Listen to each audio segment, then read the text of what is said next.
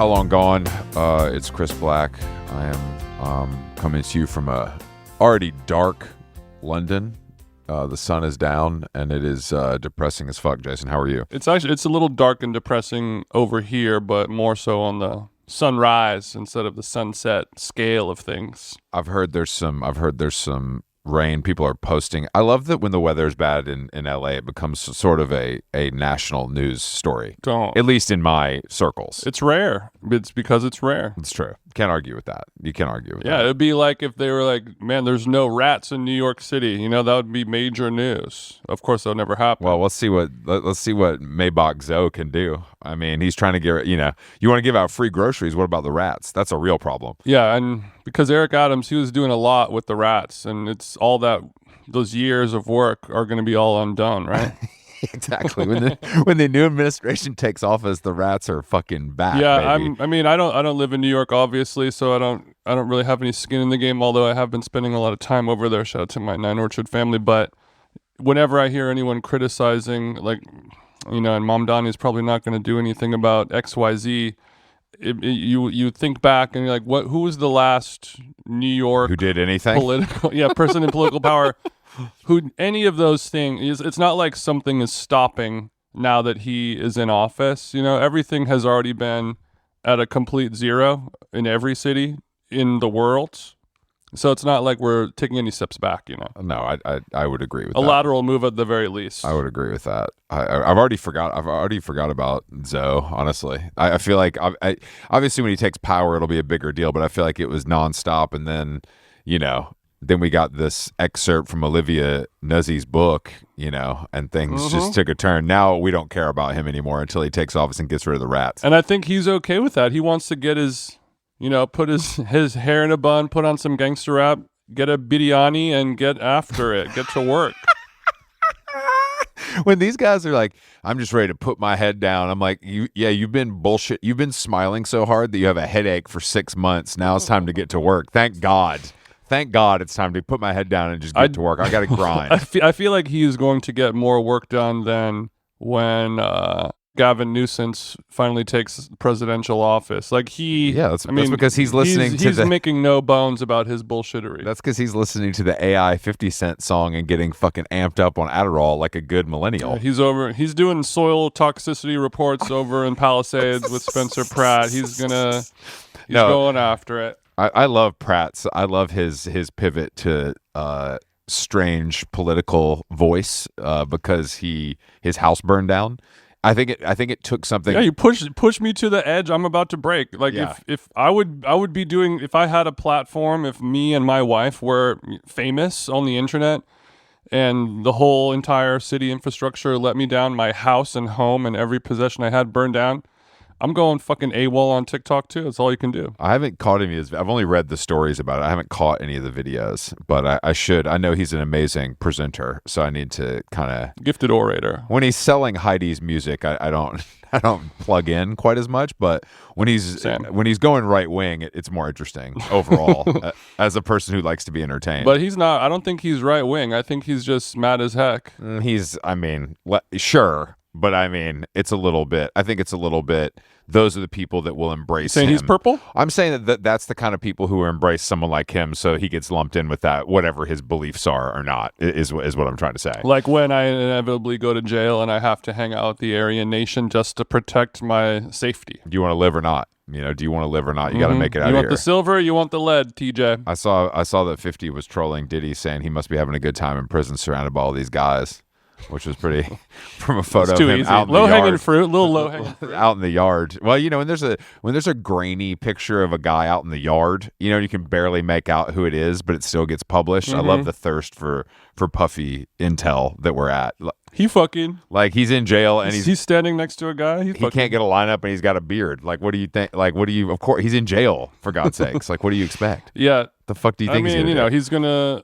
He immediately looks like Frederick Douglass, and he's getting his little man pussy busted out left, right, center. He said, "We ain't going nowhere. You gonna get this dick, old Freddy." Ooh, God damn it. Oh, man. You ever get some head from a forefather? Ooh. Take them wooden teeth out. Oh, you thought you'd had something. You thought you'd Do not experienced sleep this, but you on haven't. forefather Thrusy. Until the wood teeth are on the bedside table. You don't know what you're getting into. That founding father is a munch. Okay, so you are in crispy London town. Is it going well? Have you linked up with friend of the show Plum Sykes yet? Yeah, we went this morning to Fortnum and Mason for our story that we're doing. It was pretty fun. We were in there before it opened, and being in places that like big and normally bustling when it's not open is always a funny experience. But I was able to purchase some items at the store. I brought Alex back some chocolates. I got some, cacao covered almonds. Yeah, I resisted any of the big ticket items. The sort of toddler sized hollow Santa made of chocolate for $135. I was able to leave that on the shelf, but great gift if you're in the market for a giant chocolate Santa. Hollow, of course, but still. It's not that giant. You said it's toddler sized. That's pretty big for a Santa. It's pretty big for food. It's pretty big for food. Yeah, pretty big for food. It's not big for Santa. Santa is usually a whole full grown man. That's true. Santa's a big ass dude. But yeah, I went to Rita's last night with Shad and Ed and Gabe and Missy came. I had a big discussion with Gabe about this. Chris Black, bite of the night. Let's get into it. Was barbecued monkfish. It was delicious. But I was like, Gabe, where's the rest of my I'm American, goddammit. Like this portion size is, it's for ladies. Was it a petite monkfish? It was a petite monkfish. And he said, "You don't know the price of monkfish, do you, Chief?" And I said, "Actually, I don't." And he said, "Well, let me educate you, young brother." And he let me know that monkfish in the UK at least is peaking. And I immediately I immediately walked it back. I don't want to disrespect the chef and the owner, obviously, and I respect the fish prices do rise depending on what's going on in Parliament. He said, "You want skate wing? Well, I'll give you 5 pounds of that, and I'll give you a whole fucking Tesco bucket load of that." How much you want? Back the black cab up, bitch. Let's go. We'll get you some skate wing. Okay, but then in your capitalist, Chris, American mind, you said, "Okay, the price of monkfish going up. I still want my size. Just charge me more. Charge me more." It's called market price. This steak is $170. This steak is $240 because it's more product. That's all it is. I agree, and I think Ed had a pork chop, and I think Shad I think Shad had a duck. Basically everybody went for the good stuff. I went for the monkfish, which was delicious, but I needed a duck or a pork chop to really fill me up. Okay. No, so, you needed your gains, your teen, but I will say it is out of character for you, such a less adventurous eater, to be tucking into a barbecued monkfish. I feel like a Chris from just even mid-COVID, just 2-3 years ago. Well, the idea of eating barbecued monkfish seems like it would be at the top of the list of your no-fly zone. Well, if it was covered in barbecue sauce, then yes, I would be adverse. But the simple act of cooking over a flame, I can appreciate that, and the flavors and smokiness that it does bring out in the delicate fish. Do you think there's a small chance, Chris, that this could be a grilled monkfish and not a barbecued monkfish? There is a difference between the two. I wasn't going to say that, but I literally think it was. You know what? I need to look this up. I know Gabe is listening to this right now, and he's fucking chiseling a hole in his hand with the pencil. I need to look it up. Because I literally think it was. I think they made a point of saying it was barbecued.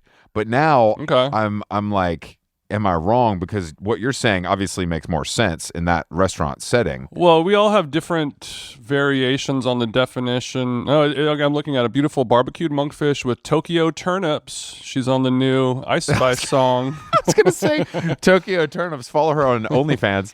Is that so? I'm Stop correct. playing with them, Tokyo. With a mole amarillo and a rich yellow mole made with guajillo, chile, meco, and amarillo chiles, peanuts, masa, oregano, cinnamon, and sesame. So this is a Latinx preparation of barbecued monkfish. Maybe so. It was smoky. Yeah, it was delicious. I really liked it. It looks like a great little plate. And that monkfish, the key word there, mouthfeel, Jason, right? The key word there is lil. And that's my you know what I mean. But I mean whatever. Okay. I could have ordered 2 if I wanted to. You know. You said where the rest of this month? But yeah, everybody else. It was me, Shad, Liam, Claire, Ed, and they all got these big boy adult dishes. And then I felt like I just had to get more side salad. You know how I would argue that this is maybe the most adult dish on there. that's rare for me. I mean, I'm not going kids meal mode, but sometimes we were thinking of you. I had a little talk over at your San Vicente bungalows last night. Shout out to Ricky for hooking it up. But Patrick Sandberg, how long gone friend, and I had a conversation discussing the LA Renaissance Man on a rainy Monday night. But at the San Vicente bungalows, we all know that that's the day of the week that Chris Black magically likes to and let's just go on a Monday. Oh, you guys have free ice cream sundaes on Monday?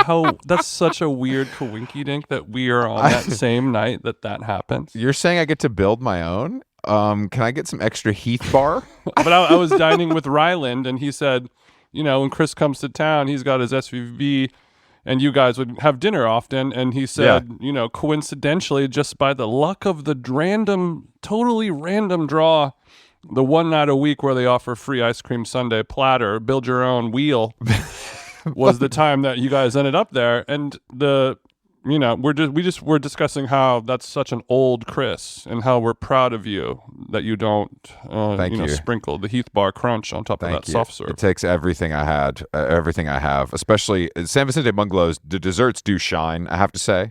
And the ice cream thing is just more fun than anything else. Obviously, I don't like sharing, so there's some issues there. Yeah. But I'm glad that you. How did it go? Was it a good turnout, even though it was raining? Yeah, even though it was raining, it was a good turnout. It was great. They had some free wine. We had some little pigs in a blanket, little mini grilled cheeses, and then we had a nice big dinner afterwards with some friends. Yossi Salik, podcaster, friend of the show. Who else was there? Sky was there. Charlie was there for a random other dinner. She popped in for a little bit. Greg K. And there was a guy who's Cat's Eyes creative director. I forgot his name, but he was the fun gay guy. All right, this is just starting to sound like Nikki Takesh. It was all there. It was a You're fun starting vibe. to sound like whack-a-mole. I love that. That sounds great. It was a power gay whack-a-mole. That sounds. I mean, that's kind of the dream situation for what you're describing. So I'm glad that you as a pass around party twunk. This was prime real estate for a little bossy bottom like yourself, wasn't it? Prime real estate. I'm staying at this hotel called the Zetter that I've never stayed at before in Clerkenwell, and Zetter. Zetter, and I didn't really look into it. I didn't really look into it that hard, and it's one of my favorite hotel rooms I've ever stayed in. Maybe I'm sitting at the dining table. That is, it's just it really feels like you're in somebody's house, which I think is what every hotel tries to pull off, but rarely does. And I'm happier than a pig in shit. The floors are heated. You got the bathtub. You got everything. It's got everything I need. It doesn't have a restaurant, so there's no food smells. It's perfect. Ooh, huge for you. Huge. How's the mini bar? Anything in there? Yeah, there's if you want to have a gin martini, there's stuff in there. But if you want some crisps or some peanuts, they got you. But no extra shit. Yeah. It's not Chateau Marmont with the milk duds. I'll tell you that. no milk duds over here. Yeah, They probably call them something different. When I was at the Nine Orchard, and we have our guest here, W. David Marx, but he's on mute because he's a good guy. Because he knows what he's doing. He's a pro. He's a motherfucking pro. But was talking to Larry McGuire, proprietor of the property. And I was telling the story about when we had the hug, and I thought he was going in for the hug, but it was actually just him moving around, and I hugged him, and he did I guess we're hugging now kind of thing, and he sent me a text saying like, "Don't worry, bro, I like the hug. It was cool." but normally when I stay at that hotel, I stay on the 7th floor, and they have a terrace, with like an outdoor area, which is my smoking section, and this time I was on 12U, and I was like, damn, this room's nice. And you were in it. We podcasted. Great room. Went on the website to look. That is the penthouse. That is the biggest, most grand room in the whole hotel with my dumb ass in there. But he was saying on the 7th floor outdoor terrace, he's like, what do you think about putting a little cold plunge sauna about on that balcony. And I was like, bro, you are bringing a little touch of Austin to Dime Square in the perfect amount. They fucking need it. They need like, it. we're not going to do any, I'm not going to put in a home state taco place. I'm not going to do a queso fundito right-wing pop-up stand. I'm just going to keep everything as it is, but add a cold plunge and a sauna. That's exactly all I need. No, that's a really good idea. All right, David's here. Let's talk to him. His new book. I mean, he's authored several books, but his new one, Blank Space: A Culture History About Taylor Swift, I think, right? of the 21st Century, is out today. Actually, I think we're talking to him on Pub Day, and he's, as a resident of the motherland, Japan, but he's in America just to talk to us, which is really nice for him to take the flight, even though we're doing this remotely. So let's just send us the invoice on that one. Yeah, no problem. Let's give David a call. I had to bring a podcast mic to the United States for this. Okay, look, to be fair, I don't want to look. Jason takes this seriously, but I would say that might be overkill, but we appreciate it. You got to sound good. But you own this. You've used this before. You have a windscreen, for Christ's sakes.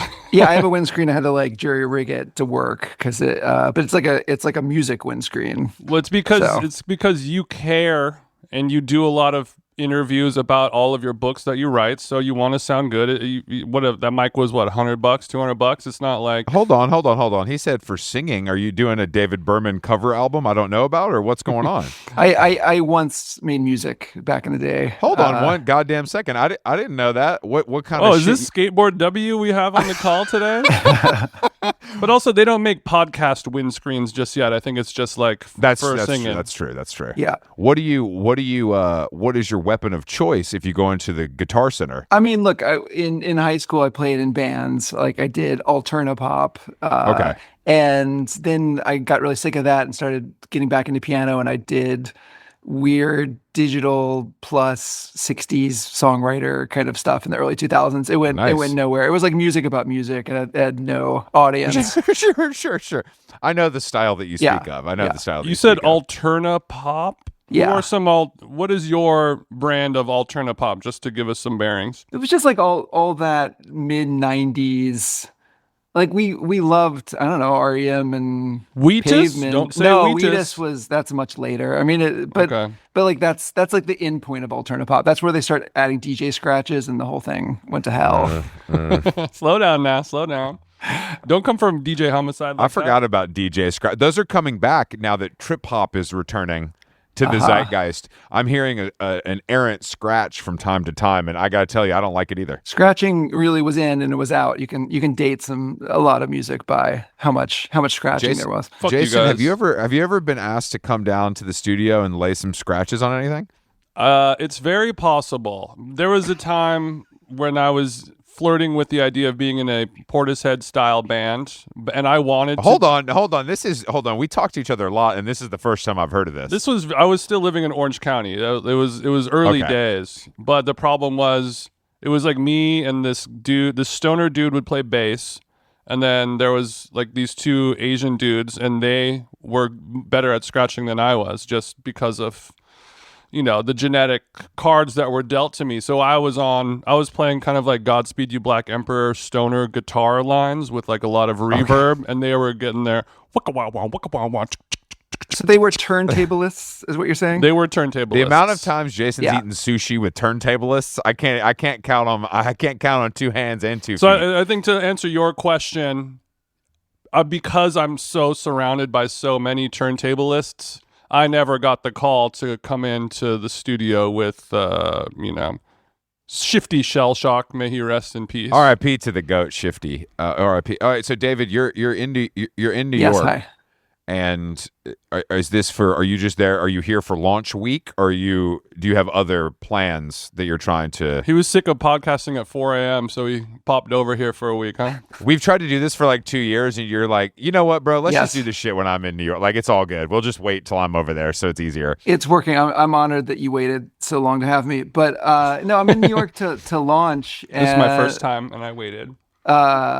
I'm here to launch the book. You got to be on the ground. It's kind of a rule of life. And so I wasn't here for the last one, and so I had to be here. And I'm going to Boston tomorrow, but that's basically it. Just New York and Boston. Sorry about that. Well, I'm sure you have a reason to go to Boston. Are you visiting your alma mater in Cambridge? In Cambridge, yeah. Got it. The Cambridge something bookstore. But yeah, and my host for that event is my former college roommate. So yeah, that one's more like an alumni kind of feeling. Okay. But yeah, New York's where it matters. Homecoming. Do you think these cheap motherfuckers are going to pony up and buy a few books, or do you think, what do you think? Do you think Boston's going to show up and show out to support one of their own? Not like New York. Sure. Well, to be fair, the subjects that you talk about are more New York than Boston, I would say. They're more New York than anywhere. I mean, the craziest thing is We got fucking culture there, man. We got culture. I did 300 pages on Dunkin', and they didn't even respond to that. I don't know there what is I'm a supposed to Dunkin' do. Donuts reference. There is a Dunkin' Donuts reference that brings New York and Boston together, which is the Dunkin' Donuts commercial with Ben Affleck and Ice Spice. That's a real healing moment for the East Coast. Okay, hold on. Can I ask you a question real quick? Yeah. Do you think they were ever in the same room? No, they were absolutely not. Okay, Yeah. okay. That's the best part about the making sure. commercial is that they weren't. Yeah. You think Affleck hit? You think Affleck hit, though? Just for the story? I mean, you don't have to answer that, of course, but what do you think about the new Ice Spice song/video, Big Guy, from the forthcoming SpongeBob movie soundtrack? Is this Mad Libs or this is a real thing? This is real. This is Okay. real. This This I is haven't real. seen It's going viral on my corner of Twitter, where she wrote a song called Big Guy, and the lyrics just say, "Big guy, good pants," or something like that. It's like 5 words, and it's repeated like a mantra. It makes no sense, but it's obviously "Stop Playing With Them" Riot is on the beat, and it's like a real kind of be more, like a fun be more kind of beat, and it's like an earworm where you're like, this is music for like 1-year-olds, but I can't stop listening to it, kind of thing. Is this going to be the the like drill crossover moment? The SpongeBob?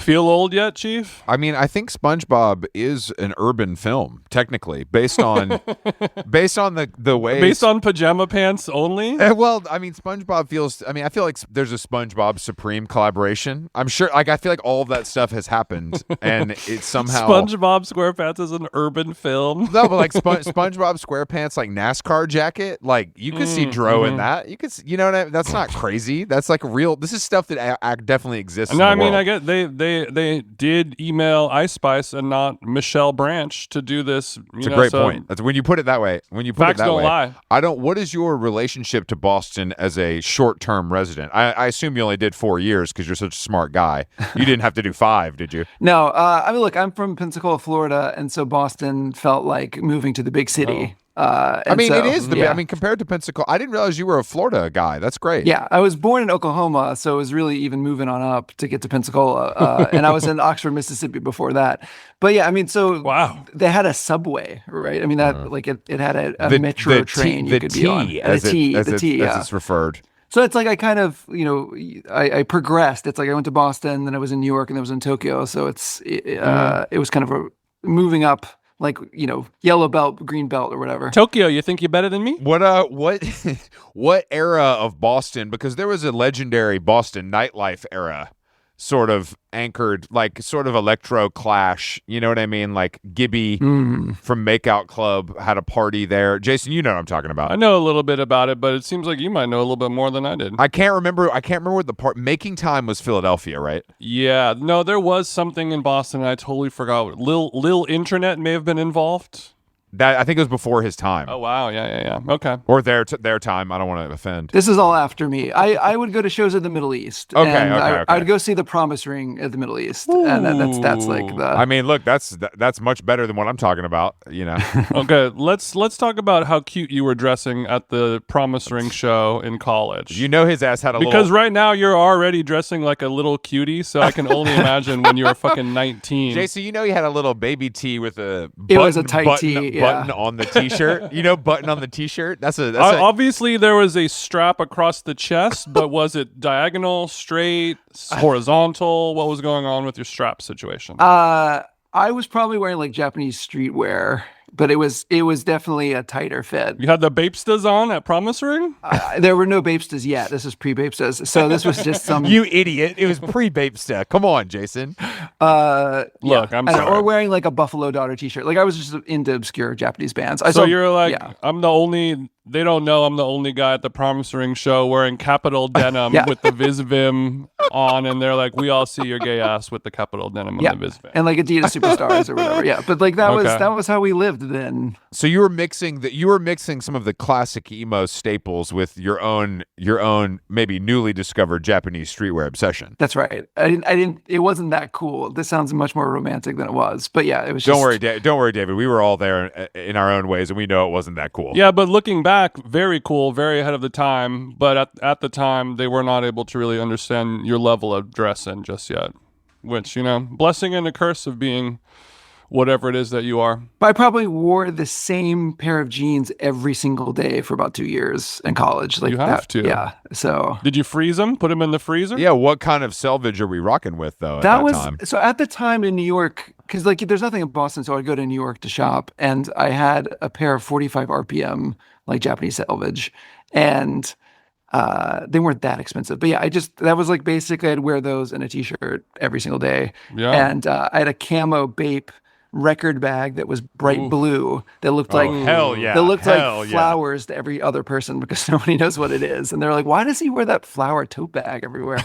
Damn, you had I forgot about record bags, which is simply a messenger bag that is shaped to hold 12-inch vinyl. Yeah, exactly. But those were really, you need it. I'm sure Jason had a few statement DJ bags as well. You're not the only one. They weren't. No. I was more utilitarian with my vinyl transpo. Are you saying you put it? I didn't go Paul Frank with it. Put it in a Gelson's bag. Yeah. No. There was. You have to go and get them at Guitar Center and not at Barney's. Oh, I see. It wasn't cute. That makes more sense. I like this. I think this look. It doesn't sound like you've strayed that far from it, Dave. Honestly, I mean, I think because I've been thinking about this a lot lately. It's like, wait, you wear a lot of camo baby tees nowadays. So yeah, it seems like pretty in line with. I'm going to say that David has more camo in his storage spaces than we do. That's my guess. It's actually not true. I don't wear. I feel like it's stolen valor a little bit to wear camo. It's the same with Carhartt. Like it is. I never worked a road crew. I can't rock Carhartt. You ain't digging ditches. Well, let me introduce you to the idea of debadging, something that I'm passionate about no matter what the brand is. We're taking that tag off. If it's visible, we're taking it off. The tailors take it off. I have one pair of Carhartt pants that I love because they're brown and I feel like it's a strange color, but I agree with you. When I wear them, I'm like, I sit in front of a computer all day. I'm a total pussy. This doesn't feel right. Okay, so you mentioned wearing the same pair of denim every day, not washing them for multiple years, possibly. In our era, Chris and I, a lot of our friends are doing the same. A lot of them, there's a two-parter. A lot of them, no underwear. I'm assuming you were going underwear. Yeah. And a lot of them, you would have to do things, put them in the freezer, spray them with weird things. But also, you don't seem like a particularly pissy pants kind of person. So I think you kept things on the up and up, right? You a pissy guy, W. David? There was no special knowledge at that time. There was we didn't know about the freezer. There was no internet forum at that point. That's good because I still stand by. You've heard about the pissy selvage rumor, I'm sure. Yeah, no, David, you haven't. Pissy selvage opening for fake mink right now on a couple select dates. Yeah, I love pissy selvage, but the idea is that the reason crotches blow out on men's jeans is because no matter what you do, there's a little bit of drip that touches that part of the denim, and then it eventually blows out.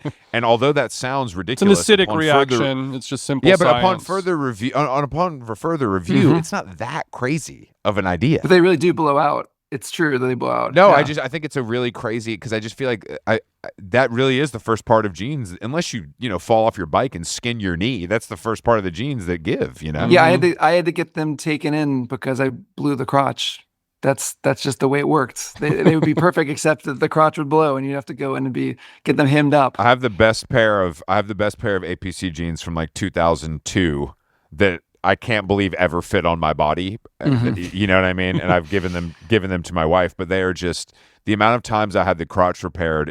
It's it cost me more than the jeans. You telling Alex is wearing your little fat ass pants from 2002 and they're working for her? I mean, she's got to wear a belt, but like, Okay. yeah, I mean, that's was, a testament to how possibly snatched you were at this time. I don't think I was snatched. I think my pants were too tight. I think it's too, those two things. It was probably a little SpongeBob-y. Things are looking real tight down below, and then up Yes, top is where it all exactly. goes. Okay. Exactly. Have you done the butler before, where you take in your old pairs and you get a discount? At APC, you mean? Yeah, so Oh, yeah. ABC has this thing, yeah. Something doesn't sit right with me with that. I just feel like I'm happy to buy something that's been washed, you know what I mean, or whatever, but I don't know if I want to buy somebody else's destroyed jeans unless they're actually vintage for something, like 501s. For some Unless reason. they're hot. Well, you I don't have to buy. wanna- You don't have to buy them, but you can sell them, or you can give them to APC and get a discount. And so, I mean, but it feels like, But I'm part of the incredible problem. honor. But it feels like an honor when you bring them in, and they're like they actually accept it. It's like, yeah, thank you, I've done my service. because they have okay. Because there's some that are like, no, your fate sucks. Where it's Like you want they're- to, you want to go into APC, and Yeah. then you dump the little Whole Foods bag out on the counter, and somebody's like, "Hey, get Steve over here. He needs to take a look at this." Like you want all the staff to stop Yeah. folding clothes and come and admire your wash. They're like, shit, we can actually take this one. Yeah, exactly. So that it feels like a badge of honor that I have butlered 2 pairs. A true Okay. custodian Someone out there of the space. has my old pairs. What's the but? Yeah, I want to know what guy got those because you're as tall as Jason or close, I think. Yeah, and maybe at that point the fit was like they were like Tom Brown crop. So Yeah. maybe that they Oh, worked man. for Did other you see people. that story? Did you see that story Jake Gallagher wrote for the New York Times about the guy who wears the crazy selvage jeans every day that are like Extremely long. they like They're like 12 feet long. they're really long. So they're 12 feet long. So he Right. wears them every day. They're naked and famous, I think. So he wears them every day to get the crazy honey to get the stack. And he has to like lay down. It's like it's crazy. The whole thing is so I told crazy. Jacob, these jeans look pretty normal to me. I also like the way you said naked and famous. I Shawty ain't come putting over to the crib, ain't got nothing on but the naked and famous. I ain't putting any respect on Naked and Famous's name. I'm sorry. That's just me. Okay, well, we do plan to talk about your great new book, Blank Space, but Thank it would you. it would Yeah. be foolish even on pub day with so much going on. The literary girls are fighting.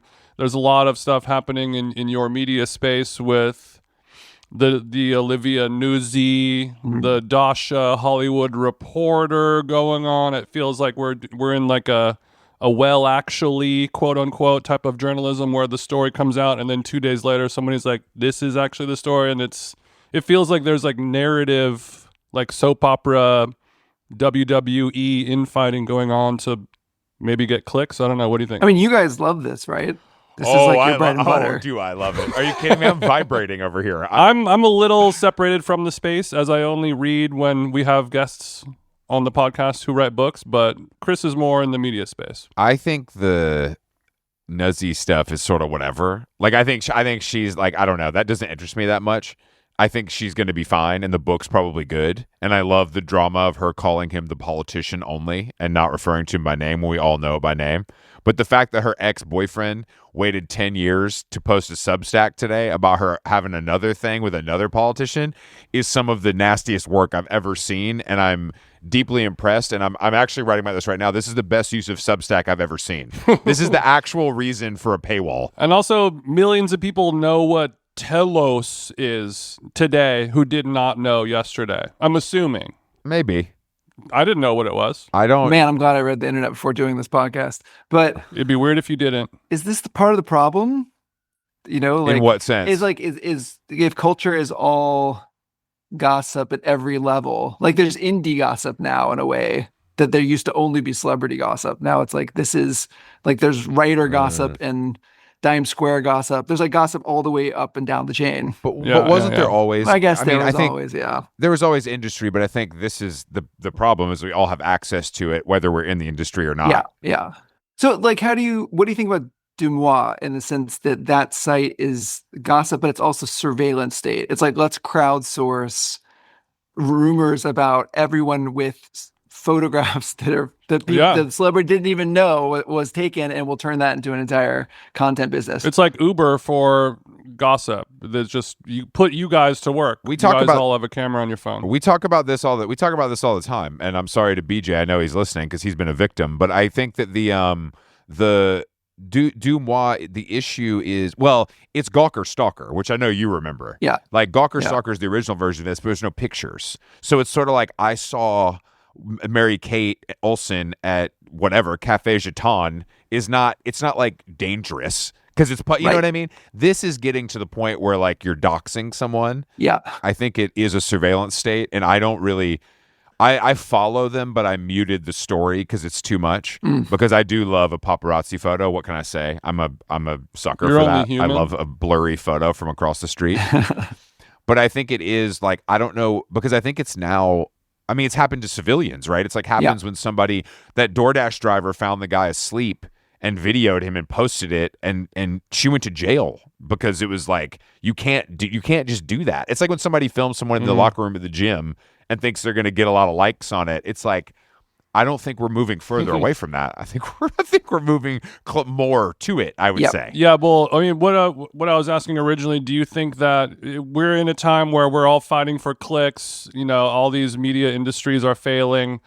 Do you think it's possible that they're trying to create these narratives like how they do with politics or whatever, where we're using our Substack platform or our New Yorker pieces or our Vanity Fair essays to sort of have these inter-writer relationships with other people in an effort to maybe get more clicks? Or is this just the way the cards have laid? Everything's moving to that direction, but at some point, is it just too much and everybody goes a different way? I don't know. I mean, it's like you're going to click on it. And the problem is that love clicks are the same as hate clicks, and there's no way to tell the difference. And so the entire system, the data that you get about like what should we cover, there's no way to know. It's like people actually like this, or they just want to know, or they feel like they have to know. And the degree to which like our cultural capital now is not like, oh, I know this thing and you don't know it, or I'm into this restaurant, or I'm into this brand or whatever. But it's also like you have to know all the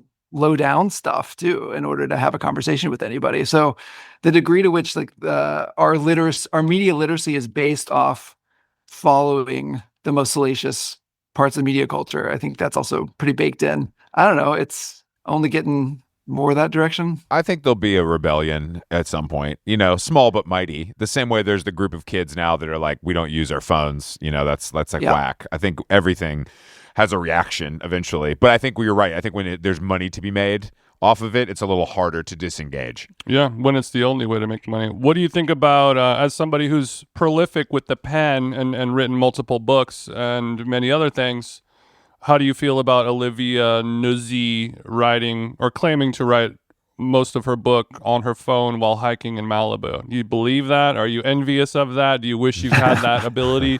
Are you doing voice to text when you're on your Kyoto walks? I mean, so many books are basically 140 pages of triple spaced. Like they're an extended essay. Yeah. Hey, David, do not come for me. I'm not even done yet, bro. Do not do that. I'm trying to go quad. I want to be the first guy to do quad space. 110,000 words, chopped it down to 85,000 for this book, right?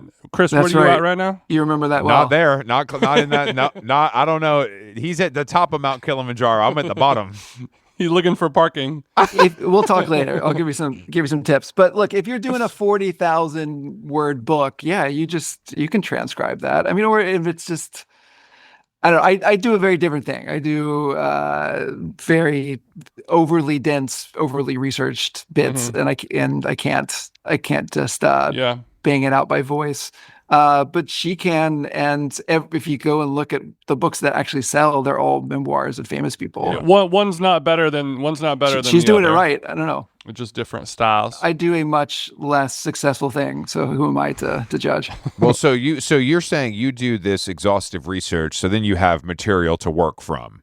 You don't have you're like basically you do all the research first, then break it down, or do you do an outline first and then plug the research in? Yeah, it's like a combination of the two, but the most important thing is like never start with a blank sheet of paper. Like every day I know the thing that I should have done yesterday, so I'm making up for it. So like the process is never sitting down and be like, I gotta get inspiration. It's like, oh yeah, I gotta cover Chocolate Rain because I forgot to get to that paragraph. So so basically, yeah, I mean, I always have an outline, and then the outline gets expanded out. But like as I read and as I do research, everything slots into the outline, and then it gets sucked in. It's like a very systematic thing. It's like it's akin to building a building. It's like an architectural project. It's not it's not poetry. But did you discover this as did it like become your process, or this how you book one? This is how I do this. It became my process just because I can move really fast if I did it that way. I mean, I think this speed is important to me, and it's got to go fast. If you've got structure and you've got the notes, you can bang it out. But I mean, you were mentioning that the sort of self-transcribed memoirs are the ones that sell the most, and everyone clamps onto, and I obviously that's true, and I think that those kind of can oftentimes burn bright and then sort of have a shorter tail, whereas what you're doing, I feel like it's almost the inverse, where if you're writing about history that happened a year ago, my ass already knows all of that stuff. Yeah. But then what you're doing, I feel like, as the decades click on, you could experience even a gain in sales and revenue as this information becomes more valuable and scarce. It's a long-term strategy. I'm thinking about the children, and there are people who are born right now who don't know who the Hawk Tuah girl is, and at some time they're going to want to know. Shudder to what think. Was that about? I hate that. Imagine not living through the Hawk Tuah era. Imagine the void in your heart that would be there. That's crazy to think about. Without Talk Tuah, Hell on Gone would have never even thought about it. But how do you feel that she traded millions of dollars away? She took the $2 million rug pull or whatever, and then had to give away the podcast. That the podcast got sacrificed so that she could go into hiding. I mean, she can't do Talk to It and rug pull. When you rug pull, you're making a deal with the devil that you are no longer a podcaster. We can't come back from that. Let me say this, guys. I don't think Hawk Tuah handled it maybe the right way. If that's a surprise to you guys, maybe the fame. Her name was is too Haley. Much. Haley Welch. Maybe it was too. Maybe Haley Welch was just flabbergasted by the fame and attention, and she was unable to cope, and maybe acted accordingly.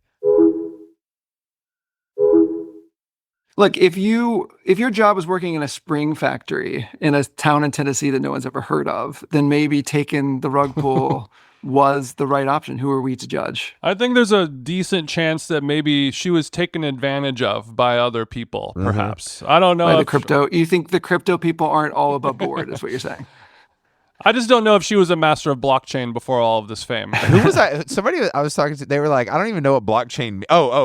Tina Brown was like, I don't know what blockchain means. And I was like, this is we need more of this. Yeah. We need more of this. Old bitches winning, bro. The exploration of crypto and sort of all of that digital art, and how everyone in our lives was telling us that if we didn't get into that, we were the dumbest guy alive and I was going to be poor for the rest of my life.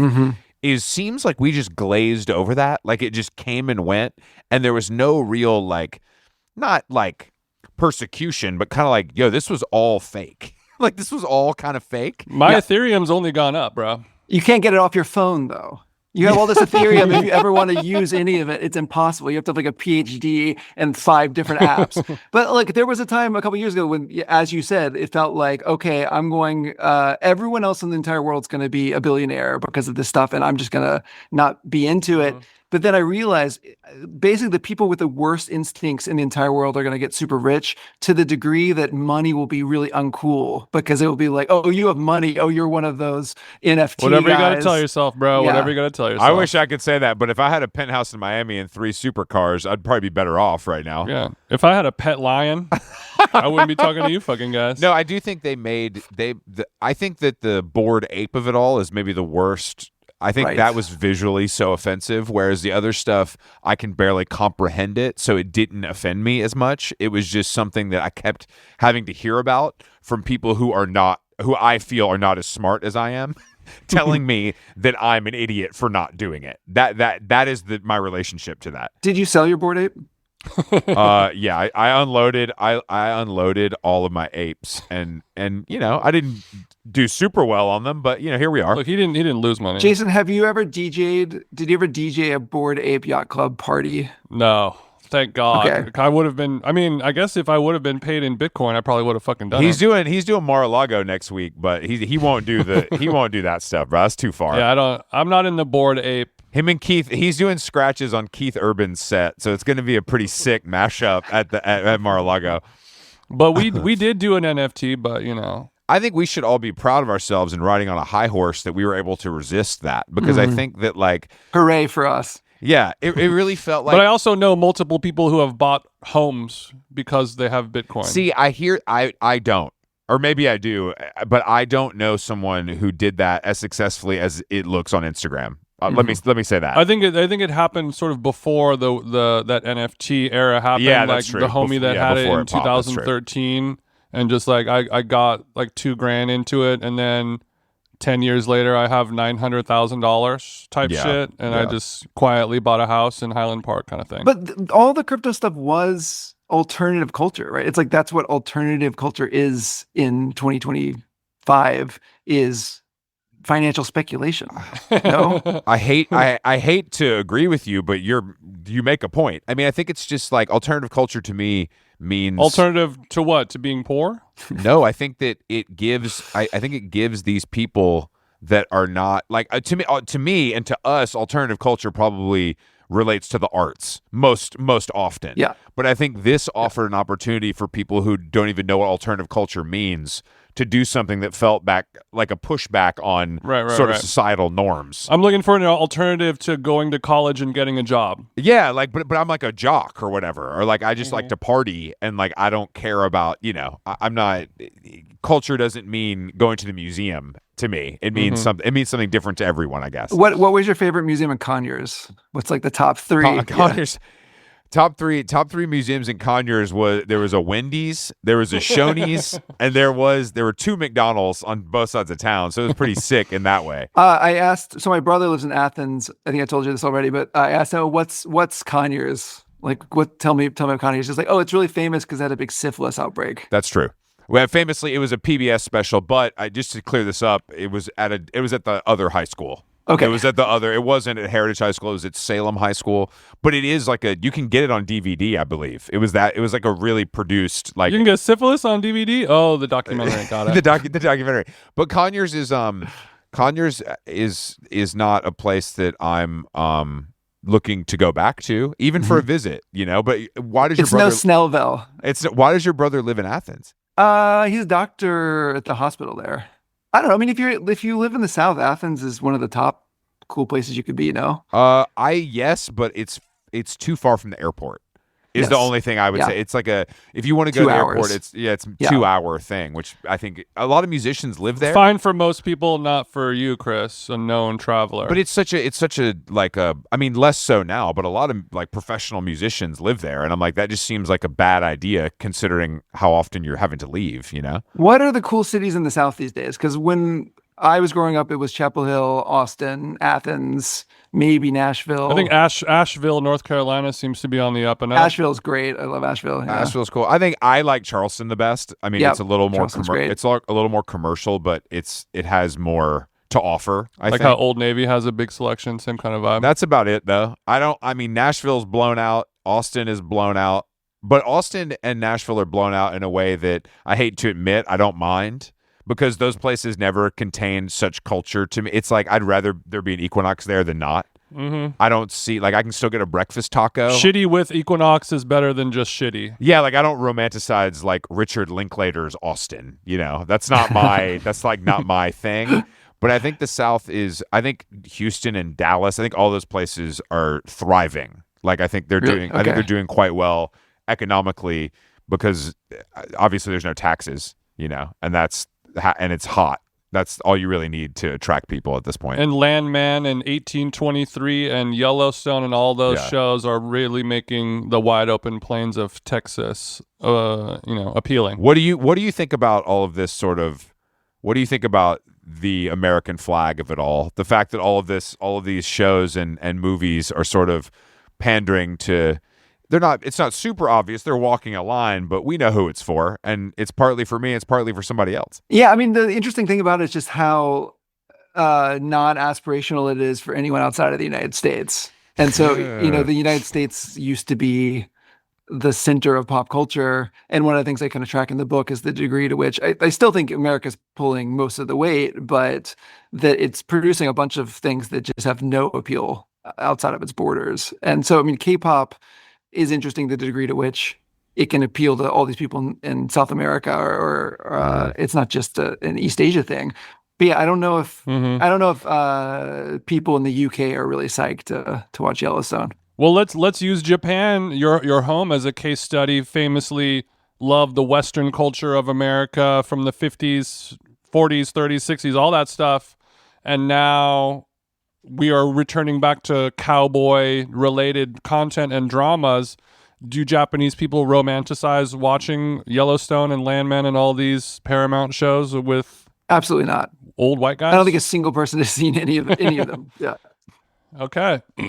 Landman does sound like a grocery store in Japan, though, I will say. I mean, Landman is good as hell, but I also do think that it's not super ripe for exporting. Yeah. Based on but I do think there's a time where we romanticize like cowboys, which is kind of what it is, but maybe we've moved on. Chris, what did you think? You've been to Korea. What did you think? I know you've already talked about this, but what did you think? I'm good. Okay. I don't know if I need to go back. I would go back. I'm going to Tokyo for the first time in December. Let's talk. And I'm very excited. Yeah. And of course. But I think that K-pop is one of the hardest things for me to understand maybe ever in my life culturally, because the music isn't good and the like whole thing of it feels so corrupt and wild. That's what's fascinating to me, but it seems to be that's just fine. Like, these people are basically on like indentured servants and everybody's cool with it. That's the most fascinating thing. Yeah, to me. but is Tate McRae and Somber, is their life that much different? Yes, 100%. They can have sex. We don't know that. They can have sex and do drugs without going to jail. Right. Like that. I mean, I'm not talking about the legal ramifications in each country, but more so in the way that they're being incubated by the higher powers that be. And everything that they do is being controlled with the silent hand. I don't think anything compares to K-pop in that way, because they're like bred for it. Like, I mean, they're literally put into like a camp when they're children. They all have the same body, same face. Disney Club, bro. Disney, same shit. Chris, how often do you drink K-pop flavored Coca-Cola these days? I never had a sip when I was there, and I tried to bring one back to have Jason try it, and it was too big to go through security. But they made me a can with my name on it. And I was like, this is pretty sick, actually. And then I was literally like, I'm going to bring it to Jason to get an expert to taste this.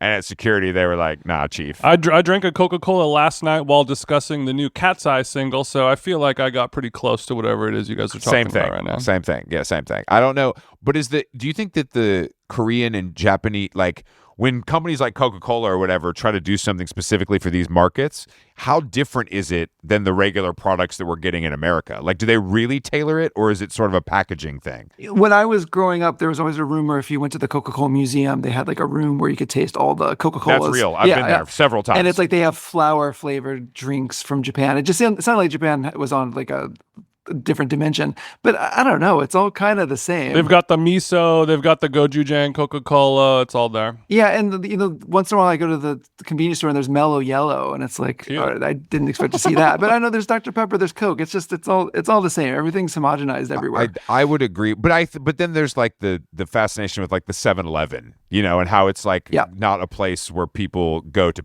take a piss. It's like a place you eat dinner. That to me is like one of the biggest differences. I wouldn't go that far. Just but a table for egg, three. The egg sandwich is it holds up as right. But I don't know. I mean, there's so much preservatives in the food. I can't eat it. I know, sure, but I guess that in there's also something that's happened in America in the last, I would say, 10 years, where it's like sort of romanticized by upper middle class people to enjoy fast food Yes. as like a treat and talk about it, like whether it's Chick-fil-A or Raising Cane's. Like Chrissy Teigen saying, like, "Here's my McDonald's order." You got like that kind of thing. It's become like a I don't know. It's just different. It's not looked down upon. Not at all. It's looked as sort of just like participating in like American or like low culture, I guess is a way to put it. That's what happens when the dum-dums are in charge. I do love American fast food, and Chick-fil-A is a flavor you can't get unless you're at a Chick-fil-A. Maybe if you fry a pickle, you can probably like replicate it little bit. I mean, McDonald's is a flavor that you can't get anywhere else, but that doesn't necessarily. I mean, I don't think that anyone thinks that the food is good, but I think it's like a chemical reaction that they have. in their Yes. mind. Like nobody likes Zin, but nevertheless, I'm taking a Zin. You know what I mean? Like it tastes like you're chewing aluminum foil, but you keep coming back to it. Smoking cigarettes is disgusting, but it's also sick. What, are you smoking cigs over there? Jason or me? I know Jason's smoking cigs. I'm talking to you because Oh. you got your little personal. You got your personal. I got a ashtray? pack of Armenian cigarettes. Vic, our driver, if anyone needs a driver in LA, just let me know. But I referred him to somebody, and he's like, "Jason, you smoke, right, Mr. Jason?" I go, "Yeah." He pulls out a pack of cigarettes from his trunk, Armenian cigarette, and I was like, "I'm not going to smoke this shit. I smoked one last night." I shouldn't have doubted the Armenians in the cigarette space. They know, they do more research than anyone Yeah, dude. They're outside of the Chinese. I was in Europe, and I did get very seduced by the hand rolled. Like hand rolled culture is pretty cool, and then you can get tobacco that actually has flavor that doesn't just taste like chemical processed whatever the ones in the boxes. So you can get. I mean, you can get the vanilla, and you get like a Baja Blast one probably too. I mean, they're a little bit. It doesn't like, have those fake chemicals. You can just get a nice normal Baja Blast. And, but you can get like Virginia or something, right. or you can get mango. you can Virginia get some nice old school tobacco flavor. Mm-hmm. But I like something is wrong in my body with nicotine, and so I just every time I'm massively hungover, it's because I accidentally smoked a cigarette. So I have to be careful. It contributes. Well, what is so as a person who writes what you write, can you just enjoy something, or is your wheel turning too much to sort of just be like, that was good, and not feel like you need to find a place to? Can you? I can't. I can't. No, I can't. But he's doing it he's doing it at white paper level. We're doing it at bathroom level. No, I can absolutely not enjoy it without thinking about it too much. But I mean, so for example, like this new Geese album, I really like this new Geese album at like a basic level. I just like listening to it, but at the same time, I have this like ping of doubt, which is like, am I being reactionary by being into this Geese album? Is this should I be rejecting these rock and roll conventions? Am I gonna get shit for liking this Geese album too much because we're at the point where Geese is overrated? Like in the summer of 2001, when I moved to New York, the Strokes were, oh my God, the Strokes are the biggest deal. And then within 3 weeks, it was the Strokes are overrated. And then within 2 weeks, it was the Strokes are, yes, they're overrated, but they're actually incredible. So like with Geese, like I'm very worried, like what part of the cycle am I in, et cetera, et cetera. So yeah, there's no way I can. You have to trust yourself, bro. No, I think a lot the same about, way you trusted yourself about the Strokes. Yeah, I didn't have an opinion about the Strokes. They were Hard to Explain is definitely top 10 great song of the 21st century, though. Right? I played that song at a wedding in New York 3 days ago. It's good Still for goes. karaoke too. It's a good karaoke track. But no, I way overthink everything, and I don't know. I like stuff. I mean, I like stuff a lot, but even if I like it, I'll think about it. And think about what other people are saying about it too. Like you're not able to listen to Psy's Gangnam Style because you know that he's a draft dodger and has been arrested for marijuana possession, whereas most people in the world are just able to enjoy his perfect music. I didn't know that at all, but the funny thing about that track was the degree to which there was like a million read it in think your pieces. Yeah, but there's a million think pieces that were like, oh, that song is actually this incredibly subtle Here we go. satire of class consciousness and create. The references to coffee are talking about the class stratification. It's basically And like then a Clash song. Yeah, and then I read the lyrics and I'm like, what the fuck are they talking about? It's just like literally just there's four references to coffee and It's that's what and combat then the rock. hey sexy ladies. That's about it. I think actually one of my fact checks was I'm sorry, it's not hey sexy ladies, it's just hey sexy lady. It's like thank Yeah, you. because Thank he's you a for that. one man. Hey, He's sexy Yeah. lady. Size a one woman kind of guy. He's not a philanderer. We know that. But I've seen some cool photos of Psy like backstage at shows and like hanging out with other people, and he's like, it was just nice to learn that this guy, who you think is just this one-hit wonder, cheesiest dude of all time, like a Mambo #5 type of scenario, but he's actually a sick-ass guy. Like, he's done a lot of cool stuff, and he just happened to have the biggest song of the last, 50 years in Asia, you know? I had a friend And who he's like a Guy Fieri of Korea. I had a friend who worked with Psy because he spoke Korean and helped like in America, and then he became part of the team. And to this day, some of the greatest stories I've ever heard about touring was like the heyday of Psy and how much money was being exchanged for him to do that one song. It was so global that I don't know if honestly it might have been the last of its kind as far as like sort of a novelty, but really had a tail. Like he was probably doing that shit for 5 years. Oh yeah, Power of YouTube. Lil Nas X, when that was big, he was not traveling over the world to perform that song. It was just kind of like It felt very US focused. yeah. It was not on the global scale. So a couple notes from the book I wanted to go over. Hit me. Speaking of music, I didn't know that Justin Bieber's mom was against him signing with Scooter Braun because he was Jewish. No, well, she talked to her church elders and they blessed it.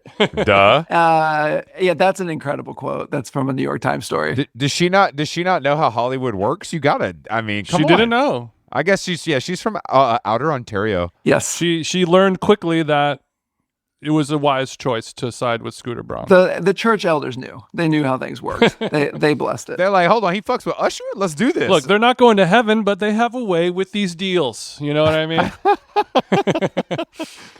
And I also didn't know that Bieber signed Carly Rae Jepsen and like made "Call Me Maybe" like a thing. Yeah, I mean the urban legend In the way that Usher signed him, and the way that Akon signed Lady Gaga. My understanding of the chain of events that led to Call Me Maybe is that the song was being played on radio in Canada because Canada has that rule where they have to play like 60% Canadian music, or some Canadian's going to fact check this, but they have to play Canadian music. So they're playing it and he hears it on the radio. It's like, this is incredibly catchy. And then he calls Scooter and it's like, we got to sign her, and then signs her. And then they make the kind of viral video, and that's what makes it go up. But it looked like some sort of just amateur fan project. The Bieber's just into her, and that's why it got big. But there's a lot of machinations. Can I ask a question? Can I ask a question about I don't know what the viral video is. There's like a video of him and Selena, like they posted like a selfie of them like singing the song on social media. Okay, and then obviously that's all you have to do to have something catch fire. Like a low budget smartphone video of them lip syncing the song in their house. Probably on Twitter, like pre-Instagram even maybe. You know? Okay. That will lead to success. I mean, that still would lead to success. Oh yeah. Okay, so you wrote about when like the written word and text-based media was sort of replaced by memes and imagery and things like that, and that's where we're living right now. And now that's why I wrote a book. Yeah, exactly. Yeah. Which could not be adapted into a screenplay or a film at all, unless we get a great document, Kenny Burns on the horn or something like that. But that'd be cool. You should work with him. But now that video is sort of king, and everything is moving into that space, and it's sort of the new JPEG in so many ways, because anyone can create it and edit it, and it's a moving photo, so we like it more. What do you think that something is next? Are you predicting the rise of something that will be post video, or is that sort of where things end? I really think we're going back to real life, in the sense that like Sora is going to make it where you can by prompt create a video of anything, right? Like if you think it's pretty good right now, in 5 years it's going to be like, make me a Scorsese film, and then you're going to have a Scorsese film. So like everything. We're moving past Will Smith eating spaghetti pretty quickly. Oh, yeah. It's not even going to be weird and quirky anymore. It's just going to be like every single thing you see online will be generated by your aunt. And your aunt is just making like new seasons of Real Housewives in cities that never existed. And so you're never going, like everything online is going to feel less valuable, and all media is going to feel less valuable, and all video will feel less valuable. And so like the only thing you'll trust is to see things in real life. And so we may be moving towards just like a complete destruction of all mediation. You heard it here first. Mediation. Okay, well, Mediation. So right now, a 13-year-old who's very savvy with the internet, they're able to really detect if something is AI-based or Sora created versus, your boomer grandma or your dad easily tricked by a fake video, of course. Or me. Or Chris, I didn't want to say. Are we ever going to reach a point where, like, are the young, smart, savvy kids always going to be able to tell when something is real or fake on the internet? Or are we going to reach a point where too good the uncanny valley is non-existent? I mean, you should assume that it's going to get so good that you can't tell the difference anymore. That's the whole point. Yeah. But also our human brains will get so good at knowing all of it. You know what I mean? Don't sleep on humans. No, I think we should sleep on humans. I got a dope little computer up here in the mental. But it's going to make real life more valuable. Like, I really believe, like, social media is making in-person things more valuable. You guys talk about restaurants all the time. It's because being in a restaurant, but people have been saying experiential marketing has been a hot new thing for the last 15 years. Like, we got to do things IRL. But don't you like doing things IRL? I don't think we're going in that direction. No, I think we are. Yeah. I do too, but I think that overall humanity is doing less and less. I can't solve humanity. Like, we're door dashing our McDonald's more than going to McDonald's. Like, we're losing the IRL battle. Nobody goes to a movie theater. Oftentimes people aren't dining out. They're having everything brought to them. Like, I think one of the issues is you can't solve these problems for everybody. And one of the things about being an angsty teenager in 1992 that I think we've forgotten is I just didn't like heavy metal. I liked REM, but I didn't care if the entire world liked REM. It was just like we had our own thing, and that's fine. You were out and proud, and I think that's dope. Yeah, but the thing, so like what you're saying now is like, is the normal human going to just sit around watching AI slop? Probably. Like but in terms of like people who care about video and music and all these things, they'll probably just want to be real life. There's always a fucking rubber band. I mean, there's always like when anything gets too popular, people are going to rebel. I forgot if I played this thing for you, but Suno, which generates music, right? You can give it a prompt and it will create a song. I was trying to break it, and so I gave it the lyrics to Wonderwall. And then just called the song Not Wonderwall and said, I want it in the genre of British acoustic Britpop. And it literally just gave me Wonderwall. But it's like a bad Christian rock cover of Wonderwall. But it's like the exact phrasing and melody of Wonderwall. Whoa. And so I can send you that later. But the other thing about these systems is they're just obviously pulling from stuff that we've already seen before. And so it's just they're never going to be that interesting. Now that we're in a stuck culture, as they say. Yeah, but we gotta, you guys are fighting the good fight. You're unstuck in it. Thank you. You were discussing recession pop, whatever. 20 years ago, Katy Perry, Black Eyed Peas, all that stuff, and that is now fully back. Like I mentioned, DJing a wedding before. Like if you play Black Eyed Peas, Let's Get Retarded in Here, in 2025, it's the song of the night. And is it a bummer that we are not creating the 2025 version of Katy Perry and Black Eyed Peas or all this stuff? Or, are we really going to be stuck forever just playing these old songs? I mean, how many more Beatles films can they make? Like, I like the Beatles, but I don't need every year to be marked by the release of a different Beatles documentary or film. And hey, bro, it's the 33rd and a half anniversary. You have to celebrate that. Like, what do you mean? Yeah, but you're not a 67-year-old rich guy with a fucking Apple TV in his living room. When you're, talk to me in 20 years, 30 years, when they keep cranking out Stereolab documentaries or Chibo Mato or whatever, and you're going to be singing a different tune, brother, man. I love David looks you up. He's like, all right, you were right. Goddamn. All right. The fourth Stereo Lab documentary I did buy the DVD. No, It's look, too good. if you complain the culture is stuck or is less interesting, the first criticism you get is something like, "Oh, you just like what you like when you're 18, and then you think it all goes to shit from there." And like my point is not that at all, which is that I want to be confused and totally outraged about the culture that's going on. I want beats that I don't understand. And so Okay. when Juke came out or something, it's like, well, that's weird. I don't understand what that is. I mean, drill is like I think similar too, which is like that's really a new thing. What happened to music? You want that? You want to say that out loud when you listen to something for the first time? Yeah, like the fantasy was always like, yeah, the music would just get weirder and weirder until it was impenetrable, and it went the complete opposite direction. So when you listen to Taylor Swift, I don't know, bro. I don't know, bro. Two Hollis. I mean, I don't know if you've checked it out, but Yeah. I guess everybody's idea of impenetrable is different, though. but like so much of Taylor Swift is like, I don't need to listen to Taylor Swift because I've already heard every Taylor Swift song that's ever been written. Yeah. No, true.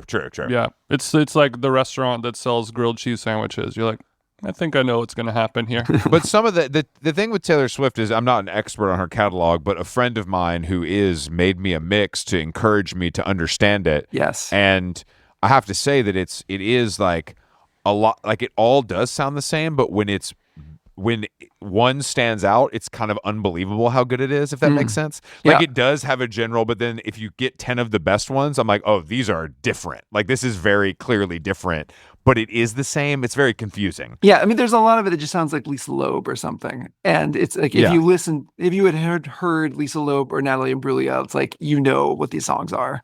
Yeah. They're just country versions. Yeah, I mean, I agree with you, Chris. If you like that episode of The Bear, when Eben is like, he has a win with his daughter or something like that, and Love Story comes on the radio and he starts singing it, you're like, you can't help but be swept up in the way that when Lena Dunham would drop Robin Dancing on My Own as they're jumping up on the bed, you're like, this is the dumbest thing ever, but you got me. I like it too much. Yeah, I mean, that's the new Robin dropping, Jason. I'm hearing it's amazing. It is. I'm going to go see her tomorrow for an event powered by Acne Clothing Company. Yeah. Shout out to my Acne family. I love when the Swedes get together and make something happen over in Los Angeles. Should we do a concert?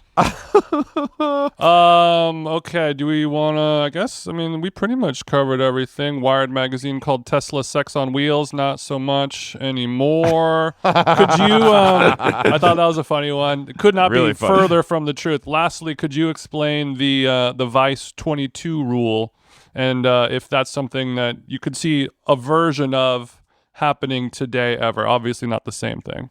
So the Vice 22 rule is that you hire 22-year-olds, pay them $22,000 a year and work them 22 hours a day. Is that correct? That's right. I feel like I'm being quizzed, but that was a thing. Bitch, you wrote the book? Yeah, but it's a long time ago. That was a year ago. It's a long time. It's a big book. Wow, It's a big book. That's a good theory, and I think that is how I think you could do the same about BuzzFeed or like all of that era. I think that I think they were able to create a culture where people wanted to be at work and they didn't care how much they were being paid, and I think that's over. Yep. But what if we all hate our life and we want an escape? We don't have any friends. We don't have a family or a social element. Are there people out there who don't need the money as much? Maybe they come from a background where it's fine and they can live off of whatever the equivalent of $22K a year is nowadays in order to feel like you're really part of something authentic and you're down to work hard, and you're not going to do it for your entire life, but it's like a boot camp for 4 years if you're not a fucking snowflake. You know what I mean? That's crypto, right? It's not Vice anymore. I mean, it's just kind of general hustle-nomics culture, Andrew Tate kind of living. I think if you look at any of these sort of media companies, those people are working there. Like that kind of the 22-year-old who's down to work hard and maybe doesn't need the money, whether it's because for whatever reason, because they either don't care or because they have it from their family. Like those people still populate the Condé Nast Tower. Like that is still who powers those businesses. And that's, you go to any fashion, it's like the intern, this and it's like, that's still happening. Yeah. But I don't think it's like, I think we glamorized it a bit. And now that would be like, why aren't you making more? You know what I mean? Because you have the crypto guys being like, it's so easy. Just download my program on Instagram, and you can be it's like that. That's the difference. It's not rewarded anywhere. Also, if you talk to like editor-in-chiefs who came up through a lot of getting coffees for their former bosses and being assistants, they really dislike the degree that like Gen Z employees hate doing any work and are just like, and so I think the hustleness also is gone. Mm-hmm. I don't know. It's like gone. bifurcated. Like there's people who are only hustling, and then there's a bunch of interns who don't think they have to hustle at all. Mm-hmm. Yeah. Damn. It takes two kinds. Yeah, and then our man Tom Freston, he got rug pulled by Vice, just the way the crypto bros are rug pulling nowadays. Dude, the rug History repeating itself, and that can be all found in Blank Space, W. David Marx, which is available today on the newsstands. Cultural History of the 21st Century. I already knew all of this stuff, but you're so good at writing that it was a pleasure to read still. Thank you. We value you as guys who do this for a living, and I think more people should value you. It's very kind. It's an important thing to do, and I think everybody's got no attention span, but I think some of this stuff is worth thinking about. Like is worth thinking about deeply, not in like an emotional way, but just in like a what does this actually mean kind of way, because it's so easy. Hey, we got to look to the past to know where to go forward. You know what I mean? Dead ass. That's what Jason was saying when he was trying to get his chick back. But the book is everywhere. Go to barnesandnoble.com. Go to bookshop.org. You can hit McNally Jackson. We got to get our guy on the 10 bestseller list. We got to knock Keith McNally out of there. He's been on there for too long. Let's get some fresh blood. Probably in a there, you know what I'm Popeye saying? store with a book signing soon. Yeah. Oh, definitely that. Well, thank you. That's all, David. Yeah. Thank you for doing this. No, thank you guys. Hope you had fun. I did. I blow bubbles so big like Mrs. Pup. I be locked in like no, this isn't luck. Eating fancy like no, this isn't chump. With my bestie like everything